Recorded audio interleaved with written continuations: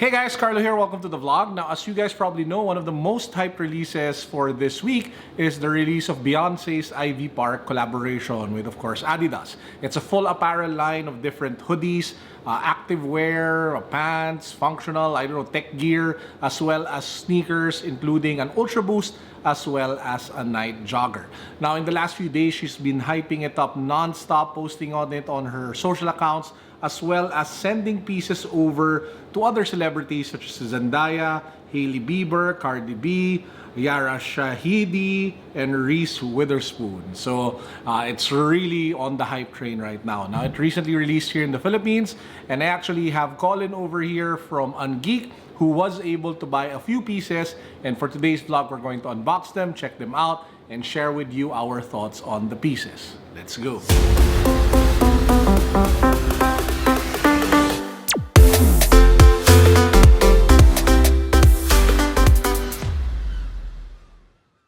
If you haven't subscribed to the channel yet, please make sure that you do so, because we are about to draw the winner of the sneaker of your choice and your size that we can buy from Commonwealth. So make sure that you hit that subscribe button, follow me on Instagram, join our Facebook community, and then click the link down below for the rest of the mechanics. Good luck. What's up, you guys? So please make sure to subscribe to his channel. I'll put the link down below. He talks about mostly geek stuff and hype video stuff. game stuff. And then every Thursday, 7:30 p.m, doon yung Hype Geek. Okay, so that's when you tune into the channel to watch whatever hype items they unbox and check out. Right. So anyway, so for today's video, we have some pieces from the Ivy Park ADIDAS collaboration. Of course, that's with Beyonce. But before we get to the pieces, Colin, baka you can give them a very quick introduction to what Ivy Park is all about. Who Ivy Park is, hindi siya tao. So it is the apparel or the label that Beyonce made. It's named after her child.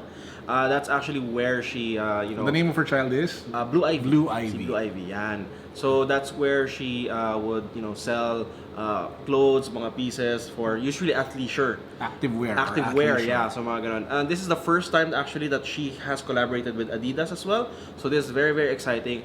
And I think the great part as well is that it's not just geared towards women. So it's a very unisex sort of collection. If you're a guy and you're a fan of Beyonce, or you just really, some of the pieces just speaks to you, then you might want to get into it. I think that speaks to the design. You could see the intent that it was meant to be unisex when they designed the pieces. Sobra. Diba? It wasn't too girly. No, it was actually strong, but you can feel that sense of feminism. There is, But at the same time, I think it would really appeal to both men and women. I actually wanted to pick up the Ultra Boost. Unfortunately, actually everyone wants to get a piece of the Ultra Boost. Unfortunately, a piece of Beyonce. I think everyone wants to get a piece of Beyonce. But honestly, the Ultra Boost is the first thing that got sold out. I was talking to the people from ADIDAS BGC. It was in the Parkade 2 yata na area, and then they said like in the first hour it's gone. Okay. So with that said, let's jump right into the unboxing. Maybe we can start with the sneakers and then get to the clothes. Sure. So this is the box of the Nite Jogger. I was able to get one of the last 4 pieces of Nite Joggers in the BGC area. So this one, the color is orange and maroon. Yeah, and as you can see, it really just comes in a nice white, really clean box. It's the first time I've seen this box. Have you seen this box ever? No. Tanggalin natin yung tissue. Yes. Please. So here you go. Yeah, Bam! This is the Ivy Park ADIDAS Nite Jogger. Wow. Diba?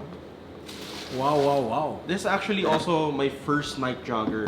So to be fair, like I do have a couple of Ultra Boosts already. So okay lang, I guess, for me not to be able to get the Ultra Boost because I have so many Ultra Boosts to begin with, but I've never actually had a Nite Jogger before. So this is my first Nite Jogger, and it's Beyonce's. Okay. So siguro, initial thoughts, looking at it, I actually see several elements of other sneakers on the shoe. Alright. So this tongue is usually, I think, for the Busenits, which is their skating board sneaker. Alright. So it looks like it, no? So this one, because it's the same type of material that I saw with that particular shoe. You have the lace lock system over here, so that for people who are lazy to tie their shoelaces. is this something different? Is this something new? It's not usually found in Nite Joggers. Okay. And then you have that weird lacing system. It's not your typical lacing silhouette. You have a mix of mesh, ripstop material, and then some sort of like suede along the edges. No, and then you have ito yung signature talaga na Nite Jogger. You have the reflective hints Yeah, okay. along the side. So Yeah. that's the almost S like color over here. And maybe the thing you like the most, you can tell them about it. This one. Yeah, okay. So you have here like a nagpapaka off-white tag. Papaka off-white tag. So, which is I really like it. Okay, the thing is you can't actually wear this and wear the tag at the same time because it's just gonna make it really hard for you to walk. So what you do, Ivy Park, bam, and it's really nice. Actually, it comes in two colors. I think this one you get the maroon version, and then there's a reverse one that's an orange and then maroon yung writing niya. I don't know if that's for the other colorway of the Nite Jogger. There's another colorway of the Nite Jogger which is most subdued. It's white. Well, actually, I don't think it's white. I think it's like a nude sort of color and maroon. Or I think that might also be the orange tag might be the ones for Ultra Boost as well. So Probably my only concern with this one is what you mentioned. It costs almost the same as the Ultra Boost. yes, this is 9,300. So it's very pricey for a Nite Jogger. No, Right? kasi apparently the Ultra Boost is at 99. Yeah, 99 daw eh. So 600 lang yung difference. So actually makes more sense to pick up the Ultra Boost. That's true. That's true. Okay, so anyway, so that's the first sneaker or the sneaker that we have. So Yeah. maybe we can now check out the apparel. So there are several apparels that actually came out with this collection. In fact, it's one of the biggest collections ever to drop. Usually when a collaboration like this happens, it's usually just a sneakers and then that's it. Ito, like or maybe at most you get like a shirt. yeah, like a shirt or maybe just like one accessory, right? This one you get everywhere from caps, beanies, socks, Bags. like 2 different bags. Yeah. Jackets, like 4 different jackets. Joggers, maybe 2 or 3 different joggers. There's a jersey, like 2 different jerseys. There's like so many stuff. It's impossible for me to actually buy all, although I really wanted. I was able to get myself this weird hoodie. So it comes in the nude color. I was saying. Akala ko white. Talaga nude siya. Oh, talaga nude siya. And So then it's a short sleeve. it's a short sleeve hoodie. It's oversized as well. So the great thing about, as I was mentioning, about the sizing and the style, diba? Right? Fine, we understand that Ivy Park is really geared towards women, but because the style, I guess the design was meant to be, I guess, a little bit more bigger. Men can actually wear it, and it looks good on them. So this one, and the great thing about Ivy Park, this collection, it's fat people friendly. Yeah. Super fat people friendly. This one is an XS. This is an extra small. Okay, I am usually tight on XL as it is.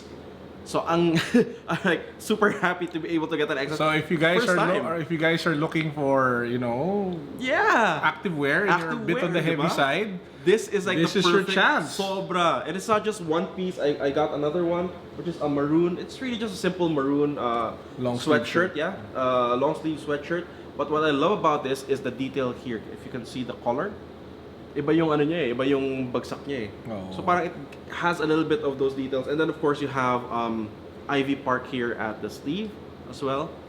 Sorry, at the cuff, sorry.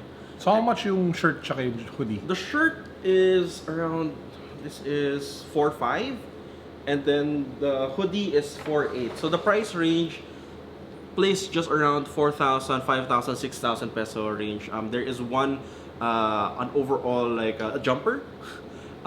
Is that a jumper? Yeah, yung like a onesie. And it costs 6.5. And that one, yung construction niya, ang dami niyang pockets. So again, the design element or the design behind it is really well thought of. This actually, the things that I picked up, these are the simplest ones. May mga crazy stuff sila. The joggers, yung jogger nila, oh my god, yung cargo jogger has multiple pockets, and then there is one part where you can open your jogger a little bit. So I don't know why. Maybe if you want more ventilation, there's that. And then it's mixed materials, right? Okay, so if you want to see the pieces, you can drop by either Commonwealth over at Rockwell or the ADIDAS shop over at Parkade in BGC. Yes. Or you can also check out, may lumilipad na ewan.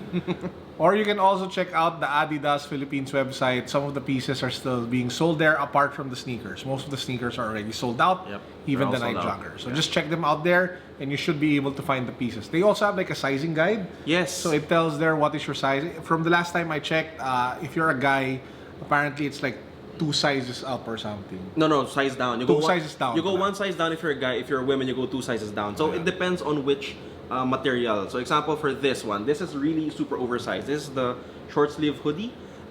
You want to go 1 to 2 sizes down if you're a guy. If you're a girl, you might want to go more.